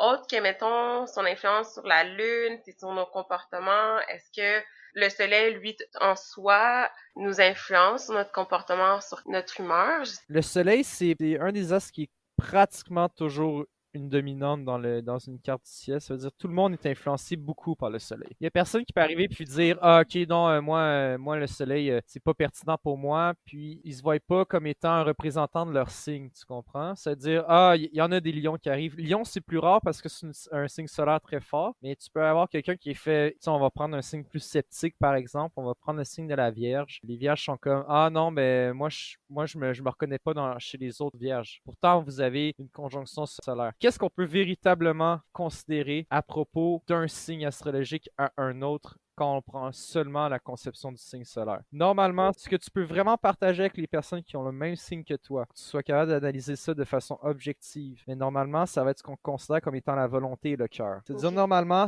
tous les gens qui vont être lions comme toi, Lovely, ils vont avoir ça qui devrait être pareil que toi. C'est-à-dire, il y a une certaine valeur de la passion, la conception aussi de la volonté. Genre, c'est assez difficile, selon moi, à analyser parce qu'on dirait que ça prend beaucoup de choses. Cependant, la façon que tu te montres, les aspects de carrière, tout ça, ce n'est pas définissable par le signe solaire. C'est que tu peux pas arriver puis voir un autre lion, une autre lionne, puis dire Ah, mais vous me ressemblez pas, on n'a pas la même carrière. C'est normal que vous n'ayez pas la même carrière. La réalité, c'est que quelqu'un qui naît genre 1 heure ou 2 après toi peut avoir des placements qui sont relativement très différents, même s'ils sont excessivement semblables en réalité. Très intéressant. Là, on a parlé un peu de la Lune, on a parlé du Soleil, comment ça l'affectait et tout. Moi, j'ai une question. Il y a aussi un truc là, ben à la mode en ce moment là, sur les réseaux sociaux, puis c'est de dire telle planète est en rétrograde. Qu'est-ce que ça veut dire? Est-ce que tu peux nous expliquer? Parce que j'ai l'impression que c'est comme la mode de dire ça, mais je sais pas jusqu'à quel point on le comprend bien. La conception du rétrograde, c'est quand une planète reste longtemps dans un signe, plus longtemps que son cycle habituel. En fait, c'est seulement dû au fait que la Terre révolutionne autour du Soleil. Les autres planètes aussi révolutionnent au niveau du Soleil. Puis des fois, c'est juste une question d'angularité. Ça fait en sorte que, vu que les signes sont considérés de façon géocentrisme au niveau de la planète Terre, c'est que la planète, vu qu'elle bouge, vu qu'elle est super loin plus que d'habitude, elle va se retrouver, elle va faire comme si elle revenait au niveau, genre comme si elle se rapprochait de la Terre. En réalité, c'est pas le cas, elle continue sa révolution de façon normale, c'est juste que au niveau de l'analyse genre astrologique, elle va comme revenir un petit peu en arrière. C'est une représentation de la latence, puis normalement les gens y voient une certaine difficulté. Ok, fait que c'est pas nécessairement positif, c'est ça? Non, parce que les gens ils veulent là-dedans, c'est de pouvoir se dire que c'est quelque chose de négatif en fait. Aucun rétrograde qui est considéré comme étant positif. Tu n'auras jamais un soleil rétrograde, c'est impossible. Pourquoi? Parce que la planète Terre elle tourne autour du Soleil. Il n'y aura jamais un rétrograde de Lune parce que la Lune elle tourne autour de la Terre. Souvent, ce qu'on parle de rétrograde, on parle majoritairement de Mercure. Mercure, genre les C'est vrai. communications, les choses comme ça. Souvent, les gens, ils veulent justifier, ils vont arriver, ils vont dire ah, rétrograde étant ceci, ne textez pas votre ex parce que soi-disant que c'est comme si tu vas arriver, puis c'est comme si tu retournais dans le passé par rapport à tes capacités acquises. Les gens en astrologie aiment beaucoup parler d'évolution. Ils aiment se voir dans le passé, dans le futur. Normalement, quand il y a un Mercure en rétrograde, par exemple, on devrait avoir, selon la théorie, beaucoup de problèmes, mettons, de communication, c'est-à-dire l'Internet devrait avoir beaucoup de bugs, tous ces aspects-là, au niveau du déplacement aussi, il devrait y avoir des accidents de voiture plus fréquents, puis des choses comme ça. Ok. Puis aussi, ce serait des moments où justement les gens ils ont de la misère à communiquer un entre l'autre, puis il y aurait beaucoup de formations de fausses idées ou genre que tu aurais l'impression que quelqu'un pense ci quand c'est pas le cas. Personnellement, j'y crois pas tant que ça. Pourquoi? J'ai jamais pu l'observer de façon personnelle, puis je trouve que juste le fait que ce soit lié à un effet d'optique, en réalité, par rapport à la Terre, je sais que l'astrologie, au final, genre, j'ai pas les réponses du pourquoi, mais je trouve que ce pourquoi-là, justement, ne répond pas à mon questionnement. J'ai pas l'impression que c'est significatif. Puis on va s'entendre, un Mercure en rétrograde, c'est quand même quelque chose qui arrive facilement 2 fois par année, ça fait que ça peut durer 2, 3 mois, là. Comme là, on a un Mars en rétrograde qui a duré 6 mois. Est-ce que ça veut dire que pendant tes 6 derniers mois, tu avais des problèmes d'agressivité ou quoi que ce soit? Peut-être, mais ce qu'on peut considérer par rapport à ça, c'est que peu importe, Mars est quand même en bélier, c'est que oui, il y a une conception de confrontation qui est forte en ce moment. Est-ce que ça veut dire que c'est à cause qu'il est en rétrograde que c'est une problématique? Non, pas nécessairement, genre. Fait que toutes les planètes auraient, mettons, quand on parle d'une planète en rétrograde, ils ont tout un point négatif qui va amener, comme tu disais, Mercure, c'est la communication, Mars, ce serait un peu plus d'agressivité. Est-ce que quand on dit, mettons, Mercure est en rétrograde, est-ce que ça a un lien avec un signe en particulier ou non, puis c'est un peu justement pour ça que tu te dis, ben, c'est pas tant réaliste parce que ça prend pas assez de choses en considération? Ce que je sais, c'est que l'année passée, il y avait eu un rétrograde aussi quand Mercure avait atteint Scorpion. C'est qu'on a l'impression que c'est souvent les mêmes signes, mais c'est pas le cas en fait. C'est juste que vu que les planètes ils révolutionnent toujours à la même vitesse, à chaque année, des fois c'est seulement des petits décalages au niveau des placements planétaires qui éventuellement, genre à long terme, finissent par avoir une longue distance entre eux. Et non, c'est vraiment issu du fait que la planète, il y a une illusion d'optique qu'elle a l'air de revenir selon le placement terrestre. C'est seulement ça qui définit un rétrograde. C'est pas lié à un signe. Quand on parle de signe, normalement, si on parle de placement de signe, tu peux aller voir ce qu'on appelle les débilités. C'est là que tu vas pouvoir savoir, ok, comme je te disais tantôt, Soleil en Verseau, c'est considéré comme étant moins bon, puis Soleil en Lion, c'est considéré comme étant le meilleur placement. Tu vas pouvoir apprendre le domicile versus l'exil, l'exalté versus la chute. C'est des concepts de base au niveau de l'astrologie pour l'apprendre. Puis c'est comme ça que je conseille n'importe qui de commencer, en fait, c'est d'être capable d'analyser ça puis d'avoir un certain naturel par rapport à ça. Ok, parfait. C'est ça qui se passe, c'est que tu peux avoir un rétrograde dans un bon signe. Ok. Genre, Mercure pourrait être en rétrograde en Gémeaux ou en Vierge. Est-ce que c'est bon ou est-ce que c'est mauvais? Mais là, selon la conception du rétrograde, ce serait mauvais. Pourtant, il est dans un bon signe. C'est que normalement, ça devrait être positif qu'il reste là. C'est comme si il y avait une analyse supplémentaire qui était faite, mais je sais pas. Le rétrograde, je suis très sceptique. J'ai l'impression que c'est vraiment le concept utilisé dans l'astrologie qui représente le plus la problématique de l'astrologie, qui est justement cette espèce de recherche spirituelle-là, ésotérique, un petit peu sans sens, Mhm. qui est juste issue du fait de remettre sa vie ou son existence dans quelque chose de plus puissant. Tu sais, ça ressemble plus à de la religion que ça ressemble à de la spiritualité. Puis ça nourrit beaucoup les gens à savoir pourquoi ils se sentent mal et pourquoi leur vie c'est de la merde. La conception du rétrograde, ça n'a jamais été quelque chose d'excessivement populaire. Puis aujourd'hui, ça l'est vraiment beaucoup sur Internet. Puis c'est jasé par des gens qui ont aucune idée genre de ce que c'est en fait. C'est ça qui est particulier. Ouais, je suis Ouais. d'accord. Ouais. Changeons de sujet un petit peu. Comment l'astrologie pourrait t'aider dans tes relations puis à communiquer d'une meilleure façon, que ce soit amitié ou amour? Parce que, tu sais, tantôt, tu parlais un peu des signes contraires, qu'un signe, des fois, tu vas te reconnaître ou pas, ou que ça va comme te balancer un peu certains aspects de ta personnalité. Donc, j'aimerais ça un peu avoir ton point de vue sur comment ça peut nous aider dans nos relations. Et, tu sais, ça peut aussi ne pas être que relié au signe astrologique, là. Si tu dis, par exemple, que telle planète est forte ou quelque chose, ben, est-ce que ça peut aider? En fait, c'est principalement ce que les gens recherchent, c'est de faire des études de compatibilité. En tant qu'astrologue, ce que les gens ils me demandent le plus souvent, c'est de faire la carte de leur chum ou de leur blonde.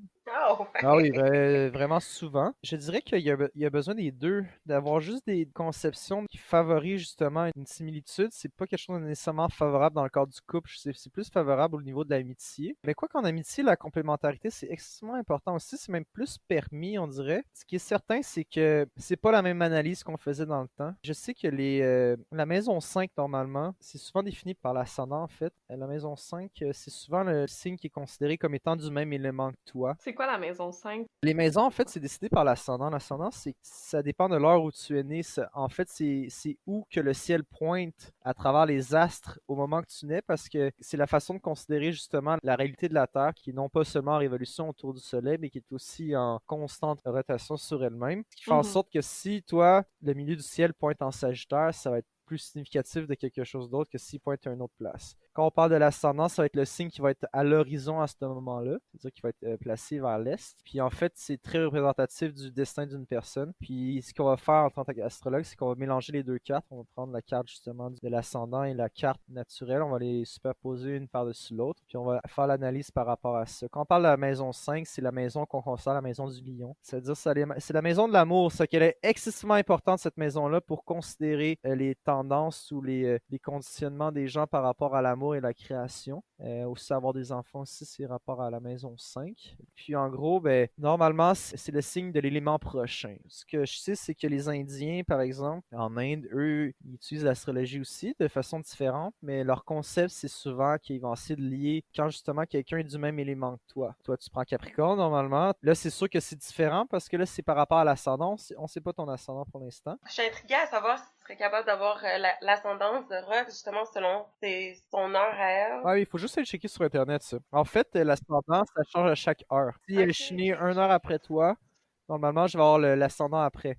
Moi, personnellement, je suis ascendant cancer. C'est qu'on va prendre moi comme exemple. Cancer, Ok. c'est un signe d'eau. C'est que ma maison 5, elle se retrouve en... Prochain signe d'eau, c'est qu'elle se retrouve en scorpion. Qu'est-ce que je peux considérer à propos de ça? C'est que ben, j'aime les amours destructeurs ou quoi que ce soit, parce que c'est la représentation du scorpion. Souvent, l'amour va avoir tendance à pourrir ou genre, ça va être quelque chose d'un petit peu apocalyptique, puis il y a beaucoup de pression par rapport à ça dans mon cas. Mais je m'entends vraiment bien avec les scorpions parce qu'ils viennent répondre à ce besoin-là que j'ai. Et normalement, ils disent que c'est une bonne façon de faire, mais si le signe solaire de la personne se retrouve en la maison 5 de quelqu'un, normalement, ça pourrait donner des possibilités amoureuses fortes. Mais il faut analyser la carte au complet normalement pour être capable de faire ça. Je connais des couples, Ok. si vous voyez des couples qui sont très confrontatoires dans le sens qu'ils sont toujours en train de se pogner. Ça veut pas dire que c'est nécessairement négatif pour leur couple. C'est souvent la représentation d'un Mercure qui est assez fort, un Mars qui est fort aussi. En gros, tout le monde a sa chaussette. En fait, tout le monde a des millions de chaussettes. Genre, il y a certaines chaussettes qui te font pas, mais moi, si j'ai bien compris en astro, j'ai analysé des cartes de gens que ça faisait aucun sens qu'ils soient ensemble. Puis ils sont pareil, genre, c'est... C'est sûr que je vais te demander de faire celle de mon chum après pour voir si...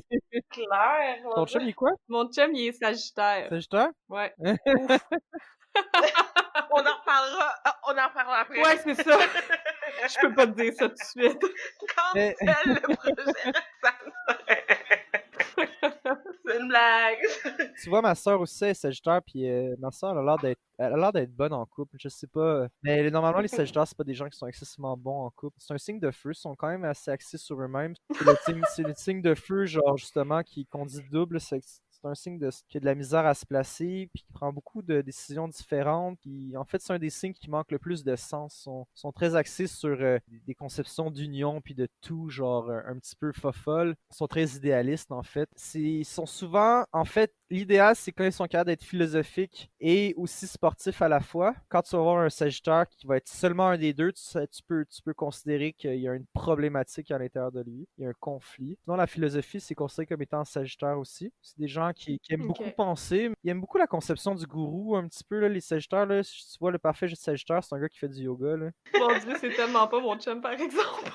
Pour ça, il faut checker, tu sais, si ton chum, il y a moins l'aspect sportif, c'est-à-dire qu'il y a l'aspect philosophique. Ça veut dire que normalement, il faut qu'il essaie de quand même opter pour ce truc-là sportif aussi, parce que sinon, c'est très dommageable pour les Sagittaires qui font pas de sport. C'est ce que j'ai pu voir. J'en prends Ils ont note. beaucoup d'énergie à dépenser, c'est que normalement, sinon, ils vont s'en aller dans des concepts très éloignés, genre, puis ils ont beaucoup besoin de s'échapper aussi. C'est des voyageurs aussi. Sagittaire qui ne voyage pas, c'est un Sagittaire qui a des problèmes. Ça, c'est pas votre problème à vous, en tout cas. Ouais, mettons qu'on pense pas à COVID, ouais, on voyage au moins une fois par année. C'est important. Puis on aime tous les signes, là, dans le sens qu'au début, tu as besoin de tes signes préférés, puis éventuellement, tu te rends compte que c'est un tout, puis qu'il n'y en a pas un sans l'autre. Non, exact. Puis c'est ça que je trouve bien, en fait, c'est que, tu sais, peu importe qu'on dise, oh mon Dieu, ces deux signes-là ensemble, normalement, ça va pas, ben, ça va plus loin que ça, tu sais. Puis au final, on a toutes nos qualités puis nos défauts, là. Fait que c'est juste de trouver une façon de communiquer avec ce type de personne-là qui va faire la différence, là. C'est sûr que toi et Ouais. ton chum, quand on fait justement des conceptions d'alliance, c'est ce qui est le fun à faire, c'est d'essayer d'évaluer où vous deux vous êtes placés dans le cycle. Puis Sagittaire Mhm. Capricorne, en fait, c'est deux signes qui se suivent. Vous avez votre fête pas nécessairement longtemps un après l'autre. C'est-à-dire que ton chum, dans son signe astrologique, il est avant le tien. C'est-à-dire que normalement, c'est comme si c'était lui qui te permettait d'être. Oh, boy. Wow, c'est beau! C'est lui qui t'amenait à être capable d'être émancipé, contrairement à le contraire. Mais peut-être que c'est quelque chose de complètement faux. C'est normalement un vient avant l'autre. Et justement, c'est particulier parce que si tu prends, je disais Capricorne tantôt, c'est la planète du Capricorne, c'est le Saturne. Si on aurait Saturne, mettons en Sagittaire, le Saturne se retrouvait à la fin de son propre cycle parce qu'il recommence son cycle quand il retourne dans son signe homologue. C'est-à-dire que le Saturne, normalement, en Sagittaire, c'est un Saturne qui est excessivement fatigué puis qui cherche à être rechargé, qui est donc en manque d'énergie puis qui a de la misère justement à se lancer dans ces concepts de responsabilité-là. Est-ce que de considérer que l'irresponsabilité peut amener à la responsabilité, c'est peut-être une conception qu'on pourrait considérer comme étant négative, mais ce n'est pas seulement par l'action positive qu'on amène des comportements, puis qu'on amène quelque chose de différent. C'est que je crois que justement, il y a une façon de voir les choses. C'est sûr que Capricorne va voir la vie comme étant, t'es mieux de te préparer pour affronter les choses. Dans le cas du Sagittaire, ça va Ouais. plus être, on va réparer vu qu'on a pu apprécier ça, tu sais. Ce qui est certain, c'est que si ton chum et toi, vous êtes capable d'être, lui, c'est en tant que Sagittaire, mais si vous êtes ensemble depuis aussi longtemps, c'est certain que ton chum il a une position saturnienne très forte aussi. Toi, Roxane, t'es-tu la même âge que Lovely? Ouais. Ton chum, il est-tu à la fin de l'année ou il est né avant toi? Lui, il est né en 91. Ok, c'est ça. Ok. Puis moi, 92. L'analyse est beaucoup par rapport à l'ascendant et aussi au signe lunaire. Parce que la lune change aux 2 jours. C'est que quelqu'un qui est né 2 jours après toi, il n'a pas la même lune. C'est qu'il y a une émotivité qui est assez différente qu'on peut considérer. Bien hâte qu'on fasse cette analyse plus profonde de mon couple. Normalement, il faut pas que tu fasses ça parce que les gens qui me posent des questions sur leur couple, c'est parce que ils veulent l'approbation de quitter leur partenaire. Ah! Oh mon Dieu, non! Non, non, non, moi c'est juste, en fait c'est vraiment par curiosité, parce que c'est pas un domaine que je connais tant que ça, l'astronomie, fait que c'était comme plus par curiosité. Souvent, les signes de terre, Capricorne, c'est des signes sceptiques, c'est des signes qui se considèrent comme étant plus réalistes, puis ils vont trouver que l'astrologie est un petit peu trop perché, un petit peu trop flyé pour eux. En fait, Capricorne, ce que j'aime beaucoup de ce signe-là, j'ai personnellement beaucoup de placements en Capricorne, c'est le fait qu'il n'y a pas besoin de tant d'éléments, genre, il va juger sa philosophie personnelle par rapport à son utilité, puis il va pas se lancer dans des choses futiles si ce n'est pas concret pour lui. Même si l'astrologie serait vraie, si c'est le cas, le Capricorne, lui, si ça lui apporte pas nécessairement quoi que ce soit dans sa vie, qu'est-ce qu'il va nécessairement l'appliquer, c'est pas si important pour lui. C'est même un signe qui peut pratiquement se détacher de conceptions existentielles, genre. Parce que son existence, elle est innée depuis qu'il est né, parce que la conception du temps, il est capable de le savoir, c'est sûr. Puis c'est juste trop clair à leurs yeux pour qu'ils aient besoin nécessairement de s'enligner vers des futilités autres. Je te reconnais, moi, Tu me Roxane. reconnais là-dedans? Bon, ben, Je sais pas, tu sais, comme, c'est sûr, Rox, quand on a décidé de prendre ce sujet-là pour l'enregistrement, c'est justement ce que tu m'as dit, tu sais, que tu connaissais pas full dans ce sujet-là, mais que t'es curieuse d'en apprendre plus. Puis c'est comme ça, il faut comme, je vais devenir fanatique de ça, puis tout doit être vrai. Puis c'est intéressant à voir parce que moi, je fais partie plus des gens qui, la première fois que j'en ai entendu parler ou que j'ai lu là-dessus, on est très très jeune, je pense que l'astrologie, tout le monde a été exposé à ça jeune, on va dire, comme vers le début de ton adolescence, genre moi, tu t'es été comme c'est quoi, genre? En tout cas, selon moi, là, j'ai jamais trop porté attention à ça jusqu'à ce qu'effectivement les réseaux sociaux arrivent ou ce que tu sais, le partage d'informations est plus facile, genre tu fais juste scroll down, plus tu lis quelque chose sur ton signe astrologique, plus tu te poses plus de questions, puis au fil des heures, ben tu sais, j'ai commencé à plus lire là-dessus, voir un peu c'est quoi la définition justement d'un lion, tu sais pourquoi est-ce que c'est vrai ou non, puis au fil des ans, en côtoyant d'autres mondes qui sont lions ou juste en m'observant moi-même mes faits et gestes, ma façon de penser, de m'observer moi-même, j'ai réalisé que, oh shit, c'est pas juste de la merde. Il y a du vrai dans ça, puis ça m'a aidé à, des fois, comprendre des comportements. Parce que comme on l'a dit tantôt, c'est pas juste positif, c'est pas juste positif la description de l'astrologie, c'est aussi tes défauts. Fait que moi, j'utilise beaucoup pour, ok, c'est le défaut d'un lion, ben selon ce que j'ai lu, puis tu me reprendras, Vincent, si jamais je suis à côté de la traque, mais j'ai lu qu'on était des gens quand même, on est un signe quand même assez paresseux. On aime le plaisir, on aime qu'est-ce qui est beau, on aime le paraître, justement, on aime l'attention, ces choses-là. Puis en même temps, on est des gens très paresseux qui préfèrent que les gens fassent les choses plutôt que les faire nous-mêmes. Donc, moi, c'est sûr, en sachant ça, des fois, je le vois en moi, mais c'est quelque chose que, des fois, je me dis, tu sais, ça valide une attitude que j'ai déjà vue chez moi, que j'ai envie de changer, ou ces choses-là, ou que je comprends un peu plus. Fait que pour les gens, il y a d'autres personnes comme qui, eux, c'est pas nécessairement soit important, ou qui, eux, ils croient pas. Même si, mettons, ils peuvent avoir des ressemblances, ils sont comme, c'est le hasard, ou moi, j'y crois juste pas, puis c'est bien correct, mais je suis intriguée à savoir, toi, qu'est-ce que tu as envie de dire à ces gens-là? Ou est-ce que ça t'est déjà arrivé de rencontrer quelqu'un qui était complètement sceptique, puis quand ça t'arrive, comment tu réagis face à ça? Personnellement, ça fait longtemps que j'ai plus tant ces questions-là. L'astrologie de base, je te dirais que dans les 10 dernières années, a vraiment beaucoup pris du sérieux. La majorité des gens sont ouverts à ça. Je dirais que c'est ça qui est étrange, c'est que ça a pris du sérieux tout en même temps, genre en perdant, je trouve. De faire le lien entre l'astrologie et l'ésotérisme. L'ésotérisme, c'est quelque chose que, pas qui me dérange. Ben ouais, je trouve ça dérangeant en fait. Je trouve que le tarot, par exemple, c'est quelque chose de très différent. Ça fait appel à la conception justement de la fatalité ou genre du hasard qui est comme vraiment plus intense, je trouve, parce que l'astrologie, tu as quand même des données précises qui sont en fait les données de l'astronomie. Puis tu te fies après ça, avec ça, c'est vraiment quelque chose à analyser, puis des concepts à long terme, genre des statistiques à faire, ce qui n'est pas le cas avec le tarot, tu sais. J'enlève rien au tarot, genre, si les gens sont capables d'avoir des réponses avec ça, genre, peut-être, j'ose même y croire, là, dans le sens où je crois que peut-être que les humains, on est plus puissants, qu'on a une énergie intérieure qui va peut-être plus loin que celle qu'on est capable de ressentir ou de se partager entre nous. Peut-être qu'il y a quelque chose de beaucoup plus profond que ça, et j'ose l'espérer. Cependant, l'astrologie, pour l'instant, c'est pas seulement ça, en fait.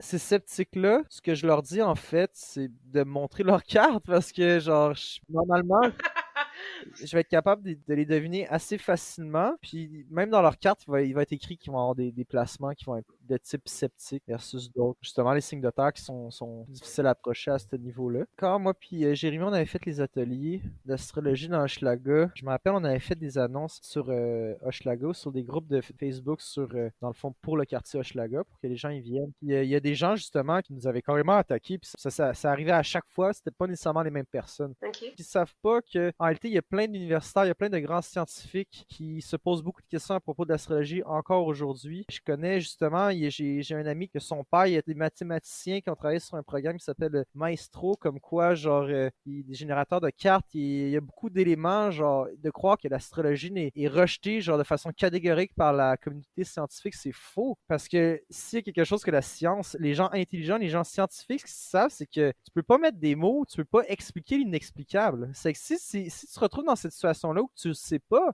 ça sert à rien de prendre des décisions, de prendre des considérations par rapport à ça, qui sont justement super négatives. Puis ces gens-là, ces fervents religieux-là de la science, ils ont souvent aucun bagage scientifique, puis c'est tellement particulier comme type de comportement. C'est juste que c'est des gens qui, si on prend un extrême, c'est pas à cause que tu sais qu'il y a des gens qui croient au fait que la planète est toujours plate, que tu es obligé d'aller les voir puis de leur donner des baffes, puis leur dire la planète est ronde, ça a été prouvé, blablabla.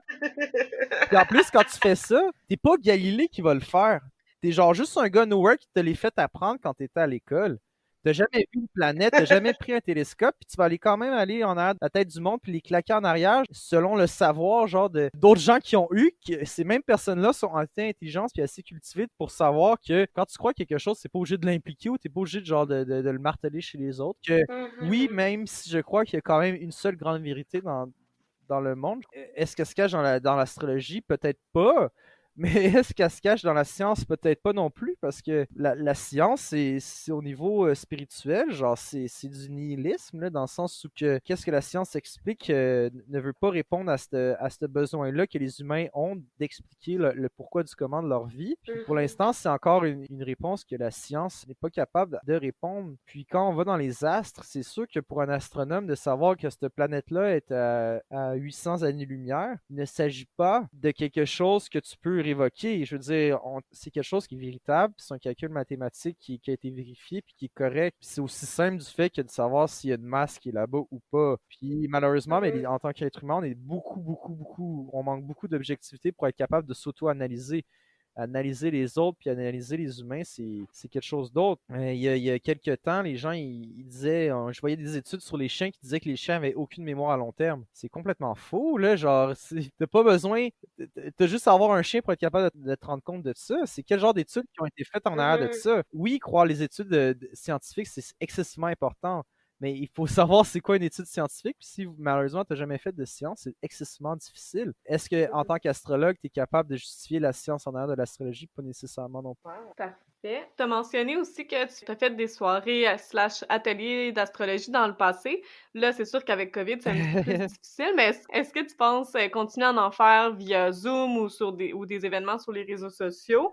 Et si oui, pour les gens qui pourraient être intéressés, qui nous écoutent, comment ça fonctionne? Est-ce que c'est gratuit généralement ou combien tu charges? C'est sûr que normalement, moi puis mon ami, on s'est fait une page Facebook d'astrologie qui s'appelle Astrobase. Si vous voulez avoir une carte du ciel ou quoi que ce soit, vous pouvez nous rejoindre sur cette page-là. Je dois avouer que depuis un certain temps, genre, ce que je considère de la carte du ciel, c'est plus nécessairement ce que je propose en général. Je crois que les gens, ce qu'ils veulent en fait, c'est plus des conceptions de consultation. C'est donc plus quelque chose que je prévois en fait offrir, tout dépendamment de ce que les gens ils veulent. C'est sûr qu'il y a une pré-analyse par rapport à ça, dans le sens que la personne envoie une carte, j'analyse la carte personnellement, puis après ça, je fais les gros points. Après ça, il peut y avoir une consultation. Ce serait entre 20 et 40 $ pour le 30 minutes. Quand on avait commencé à faire des cartes du ciel, c'était comme 40 $, mais ça prend plusieurs heures, là, faire une carte du ciel de façon qui fait du sens. En fait, si vous voulez pas avoir du déplatérage de choses vraiment trop communes, juste de s'immerger dans une carte, ça peut prendre facilement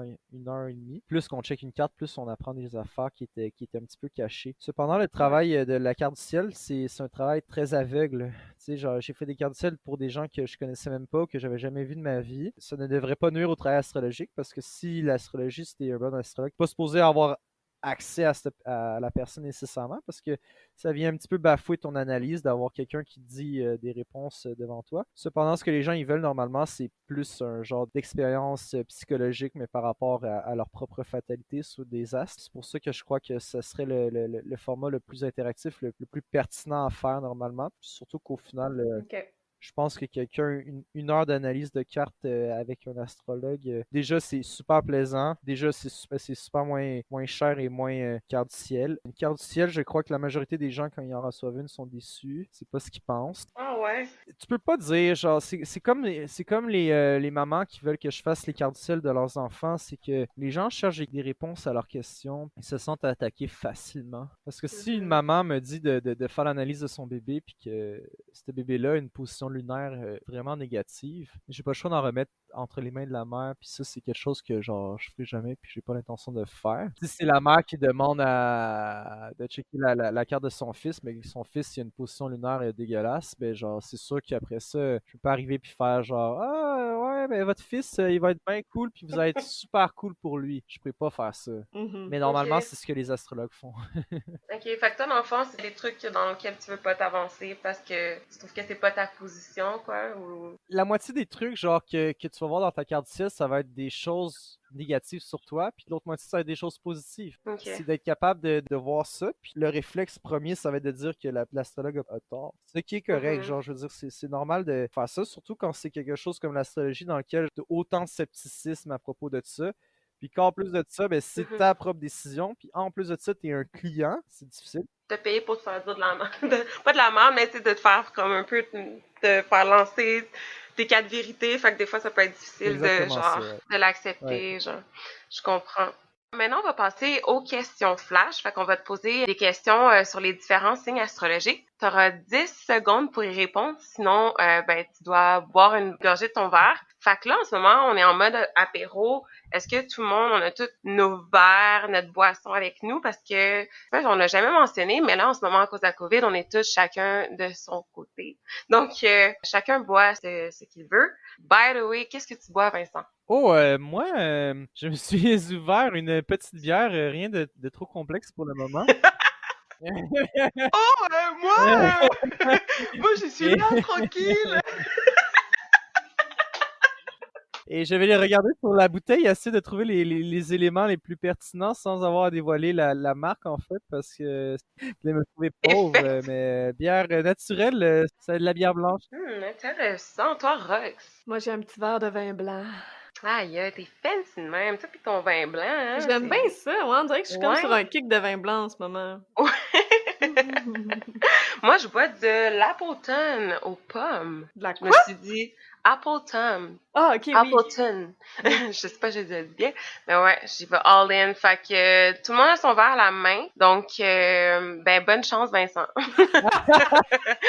Normalement, nos questions flash, c'est des questions genre choisies entre deux choix, mais là, on trouvait ça intéressant dans la place y aller un peu plus en lien avec les signes astrologiques, parce que c'est sûr que les gens qui vont écouter le podcast, ben, c'est toujours intéressant d'en apprendre un peu plus sur ton signe, de savoir c'est quoi les bons mauvais côtés, donc on s'est dit que ça serait intéressant de focusser un peu plus là-dessus pour nos questions flash. Donc, la première question, là, ça donne que c'est mon signe, là, mais tu peux vraiment y aller all in, ok? Nomme-moi le pire défaut et la plus belle qualité d'un Capricorne. 10 secondes.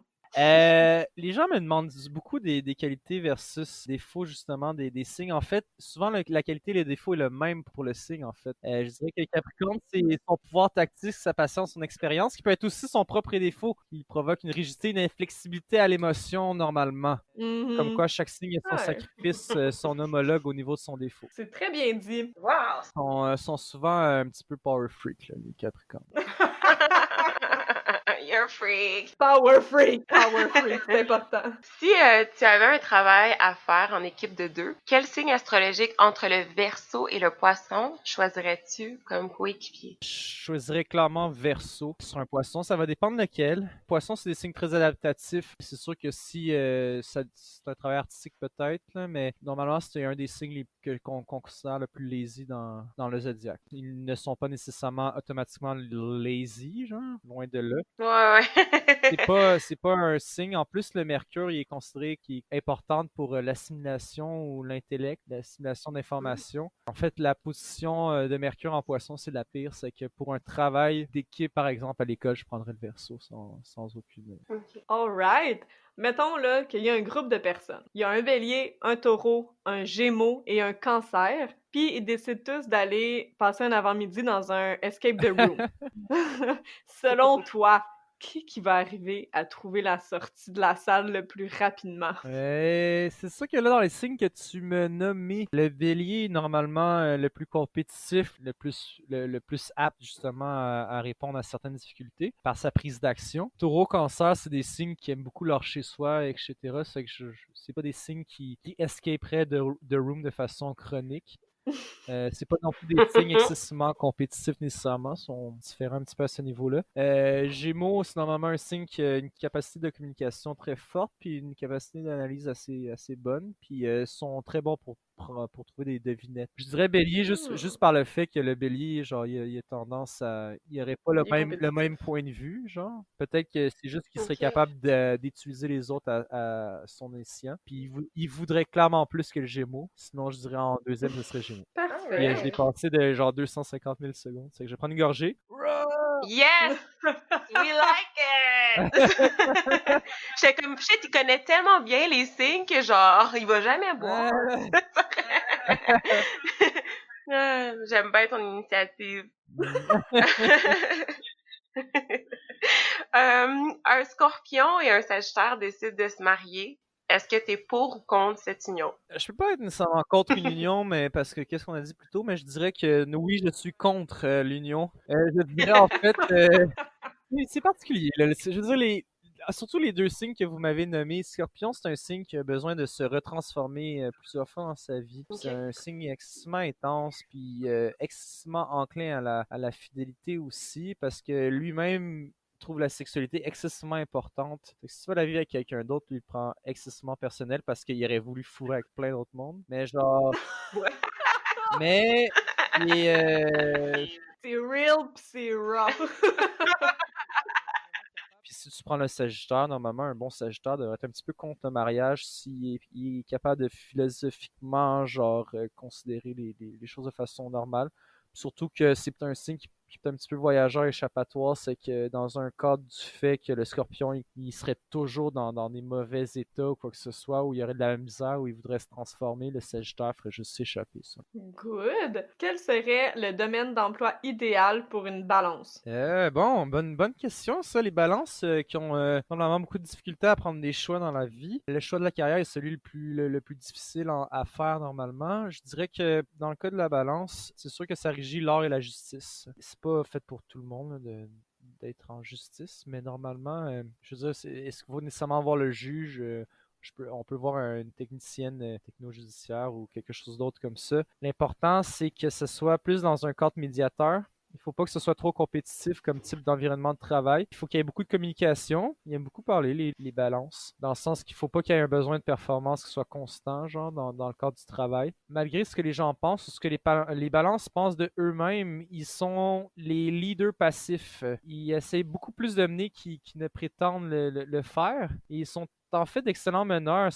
Ils peuvent être excessivement bons pour faire ça. La politique peut être quelque chose de pertinent pour eux. René Lévesque était une balance, par exemple. Je dirais qu'au niveau du travail, c'est sûr que le travail juridique, c'est bon parce qu'il faut une certaine distance. Mais n'importe quoi qui est un petit peu intellectuel, la balance est capable de le faire. Nice, c'est sûr que tu bois. Mais ouais, c'était. Le pire, c'est que j'ai lu un peu avant là-dessus sur la balance, puis c'est exactement ça que j'ai lu. C'est spécial quand même que la balance soit un signe, justement, qui a de la misère à prendre des décisions, mais en même temps, tu vas ils sont très bons dans l'art et dans la justice, comme tu l'as dit, mais c'est tellement aussi des carrières, des métiers que tu dois prendre des décisions. Fait que c'est un peu contradictoire en même temps, puis c'est ça qui est, je trouve, tellement fascinant, genre, de ce signe-là, comme c'est ton plus gros pas ton défaut, là, mais ta difficulté en même temps dans ton travail, c'est comme t'es capable de, à un moment donné, prendre une décision puis le faire. T'sais. Mais ce qui se passe, c'est que dans l'art et dans la justice, il n'y a jamais personne qui prend de décision véritablement. Ben, tu tranches à un moment donné, mais effectivement, si tu freestyle dans ta décision, peut-être c'est ça qui attire la balance, mais à un moment donné, il faut que tu tranches, il faut que tu te dises, ben, ça va être ça, tu sais. Ben, ça va être ça. C'est juste que la balance, justement, le système de justice, il se fie pas pour condamner quelqu'un, il va pas prendre sa propre décision, son opinion à lui-même, il va prendre la décision des lois et des règles. C'est que normalement, Ok, oui, je je comprends. comprends que oui, il y a un jugement, c'est juste que la balance a cette capacité-là de voir toujours la contrepartie ou le revers de la médaille. C'est pour ça que justement, il y a une problématique au niveau de la justice, au niveau de ce qui est moins de la justice, c'est qu'ils trouvent que des fois, genre, justement, ils voudraient que les gens ils prennent action, puis que les gens soient punis pour vrai, puis qu'ils s'arrêtent de lambiner. La balance va jamais opter pour ça. Puis dans l'art, ben, si t'aimes ça, cette peinture-là, c'est plate parce que, genre, c'est pas parce que la peinture est belle, c'est parce que toi, t'aimes la peinture. Il y a tout le temps une conception de soi-même par rapport à l'œuvre. On demande à une personne sous le signe du lion d'écouter une conversation sans avoir le droit de donner son opinion. Est-ce que tu crois que... Est-ce que tu crois que la personne va être capable de le faire? Sincèrement, oui, tant que ça part de... En fait, le lion va se taire si ça part de lui. Hein. Oh, wow! Ben, je trouve ça spécial. Je comprends le principe, c'est peut-être beaucoup par rapport à toi-même, Lovely, je sais pas. Oui, les lions, Non, ben, c'est plus, j'ai lu là-dessus. normalement, les lions, c'est des gens que oui, quand ils sont quelque part, on a l'impression qu'il faut qu'ils soient reconnus de façon constante, ok? Puis oui, des fois, les lions peuvent vraiment excessivement beaucoup vouloir l'attention. C'est quelque chose qu'ils recherchent en général. Mais je crois qu'ils ne sont pas très opiniâtrés. Je pense pas que le lion est particulièrement, genre, vorace à propos d'avoir du temps de parole. Avoir un ego fort fait en sorte qu'on prend beaucoup de place. Je crois que ce n'est pas nécessairement Ouais. le cas. Je crois que justement la position genre qu'on considère comme étant idéale du soleil en lion ne propose pas ça selon moi. D'accord. Alright. En lisant un petit peu sur les signes astrologiques pour les besoins du podcast, apparemment, il y aurait un 13e signe. Et là, ça se peut que je massacre le nom, ok? Mais qui serait appelé Ophiuchus. Signifie serpentaire, qui serait dans le fond comme début décembre. Pourquoi il n'est pas pris en compte par les astrologues? C'est quoi ce signe-là? En fait, les astrologues ont toujours su la conception de l'expansion de l'univers. Puis en gros, ce qui se passe aujourd'hui, c'est que si tu regardes vers la constellation du Sagittaire, tu seras pas capable de voir les mêmes étoiles que nos ancêtres ont regardées quand ils ont composé de faire ça. C'est que la réalité, c'est que les gens ils croient Ok. qu'une constellation, elle existait avant que les humains l'observent, tu comprends?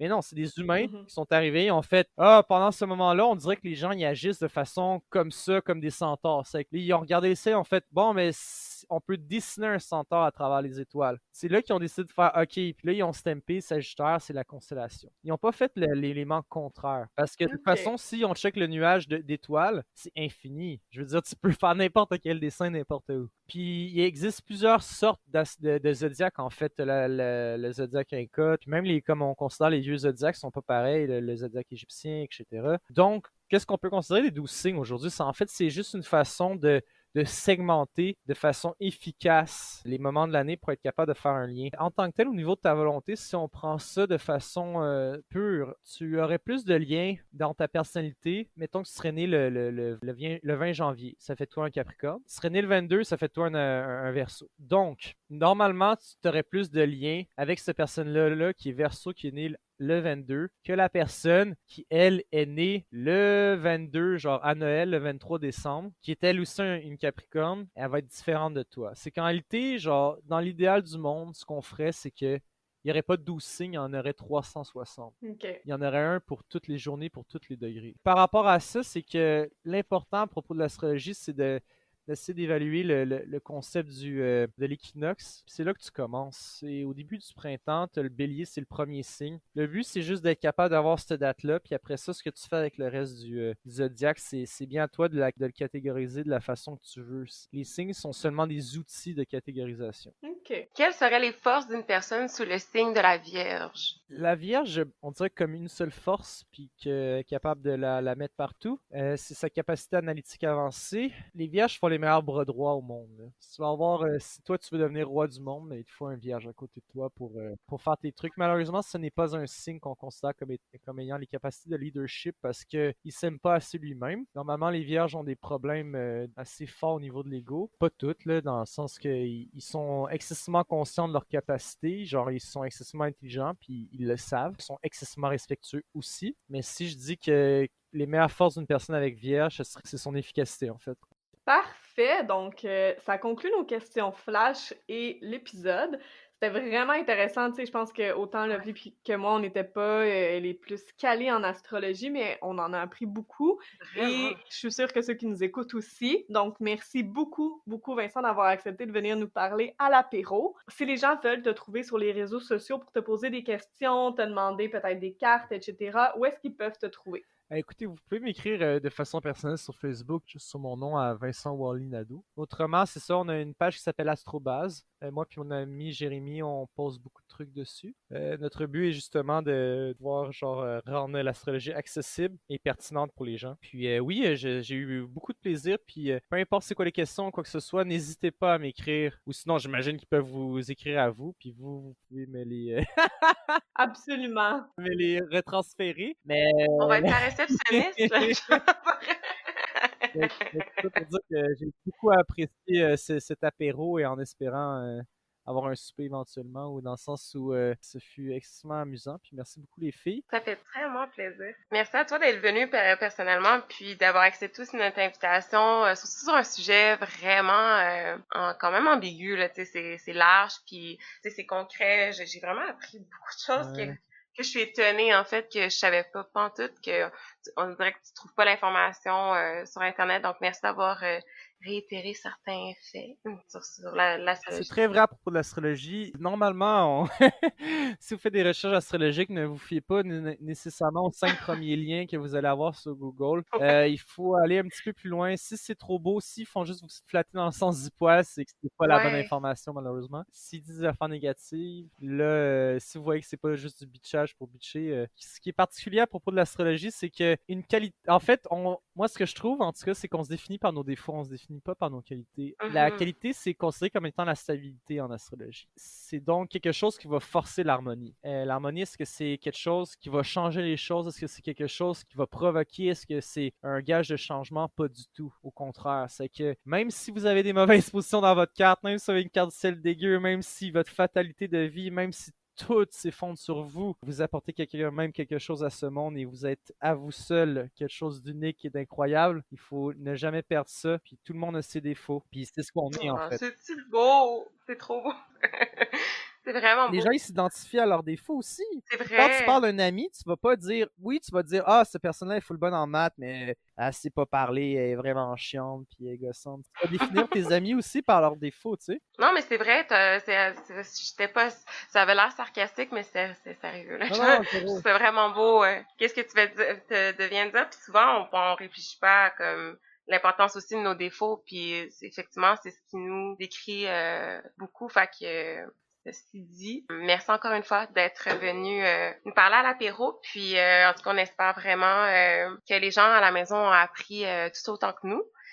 Pour les gens aussi qui nous écoutent puis qui voudraient nous poser des questions ou commentaires sur l'épisode d'aujourd'hui, ben n'hésitez pas à venir nous écrire des commentaires sur notre compte Instagram à l'apéro podcast. Puis nous, ben on se dit à la semaine prochaine, tout le monde. À la semaine prochaine. Au revoir.